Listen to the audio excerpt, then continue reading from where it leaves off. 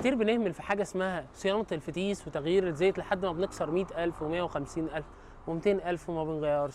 ولكن الكارثه هنا اما يتعلق الموضوع بكنترول جوه الزيت، اول ما اتاخر على الزيت الكنترول يطير والبورده تطير وتغرمني 30,000 جنيه. ودي قصه عربيه نيو اوبترا فضل ماشي على الزيت لحد ما الكنترول طار وحصل مشكله في البلوف، وللاسف مضطرين نغير له الكنترول مع صيانه كامله للفتيس علشان ما يقعش في النقطه دي تاني.